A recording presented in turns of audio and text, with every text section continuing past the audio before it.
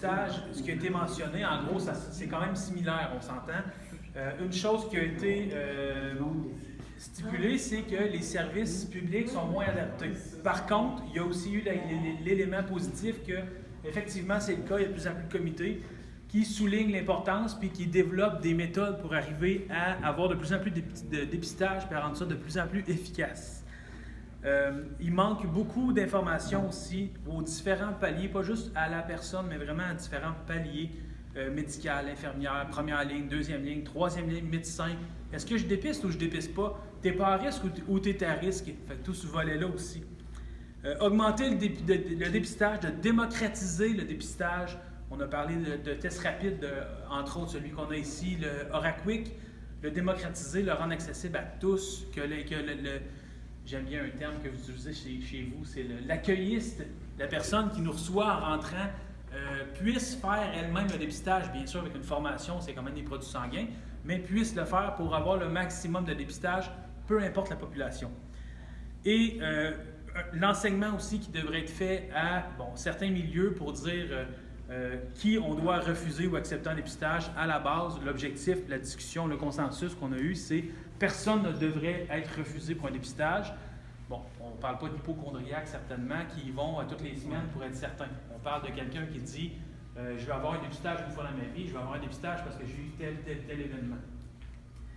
Les freins au traitement, on parle beaucoup de formation pour le médecin. On a eu un exemple que Jacques a amené. Si on disait demain matin, on dépiste, ça va super bien, on en fait 1000, on a 1000 résultats positifs, est-ce qu'on est capable de les traiter? Effectivement, c'est un frein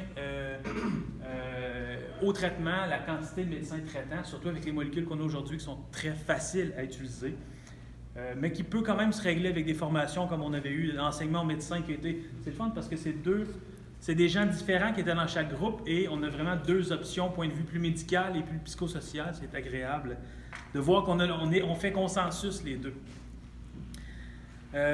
Puis de l'aisance, dépendamment dans quel milieu on va, est-ce que le médecin est à l'aise de nous parler de notre sexualité? Est-ce que, on parlait pour peu importe l'orientation ou les pratiques sexuelles, est-ce qu'il y a une aise à en parler pour justement favoriser un dépistage?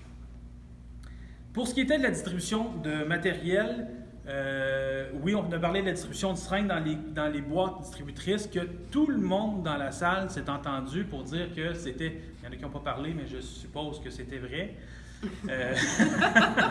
On dit ceux qui ne parlent pas acquiescent, c'est ça?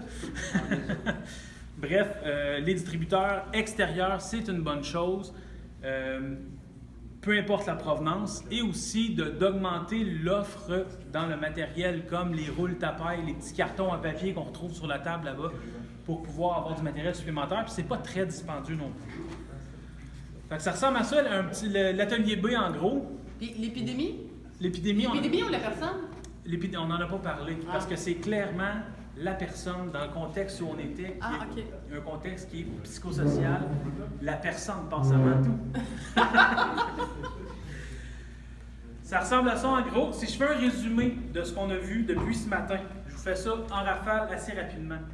On a vu que, sans dire qu'un est meilleur que l'autre, comme je vous avais dit au début de la présentation, ce qu'on voulait obtenir aujourd'hui, c'était une ouverture d'esprit et de l'information supplémentaire pour justement se générer des réflexions. On ne changera pas le monde demain matin, on s'entend.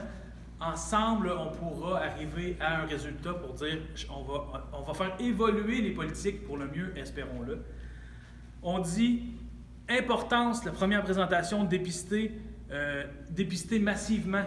On a des situations différentes, mais c'est important de le faire. On a 20 ans en arrière, il faut recommencer tout de suite, immédiatement, avec 100% de l'efficacité, pas simplement des populations ciblées. On parle de l'implication, une chose qui est vraiment importante aussi, l'implication du volet gouvernement pour dire si on veut arriver à quelque chose, bien, ça prend un financement, ça prend tout ça. Il faut qu'on parle le même langage et c'est le cas. C'est ce qu'il faut arriver à faire. Si on a une prévalence, pour le comparatif, le Canada, c'est 1 personne sur 100. En France, c'est 0,3 personnes pour 100. On peut quand même s'inspirer des méthodes adaptées à notre façon. Ensuite, on dit les lignes directrices. À quoi ça nous a conduit à venir jusqu'à maintenant, les lignes directrices de dépistage? Dr Tremblay l'a très bien stipulé, j'en ai fait mention tout à l'heure, on parle de 5 à 10 % avec les études, la cascade de services suivant ça, ce que ça représente comme personnes en bout de ligne qui sont traitées.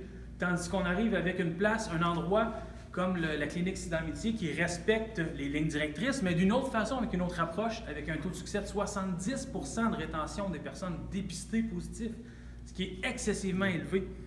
Point fort à retenir. Un point, on va le mettre en point fort, qui pourrait vraiment être amélioré, ça m'a sérieusement frappé.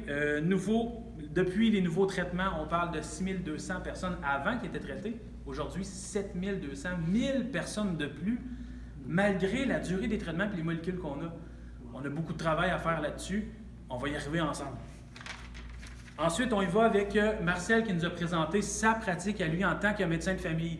Pendant longtemps, on a réservé les traitements d'hépatite C aux spécialistes gastro-entérologues. Aujourd'hui, facilité, médecins de famille peuvent le faire. Mentorat, une très belle chose à faire. Oui, il y a des visioconférences, on s'entend tous pour dire on en a tous déjà fait des visioconférences. Ça prend du temps, on n'en a pas toujours autant de temps qu'on voudrait. On peut le faire au téléphone aussi avec des gens qui sont habitués. Ouais, j'ai tel cas, on envoie ça par fax. Il y a d'autres solutions possibles qui sont très efficaces. Il ne faut pas que ce soit un frein pour faire ça. L'efficacité régionale de dire on traite de différentes avenues, qu'on parle de lignes directrices avec le réseau de la santé, qu'on parle d'organismes communautaires. Les deux, c'est un parallèle. Je pense que le meilleur dessin qu'on pourrait faire, c'est un brin d'ADN. Vous savez, le brin d'ADN, il y a deux lignes droites, comme une échelle avec des communications entre chaque. C'est ce qu'on devrait faire pour traiter l'hépatite C. Une communication directe avec autant de lignes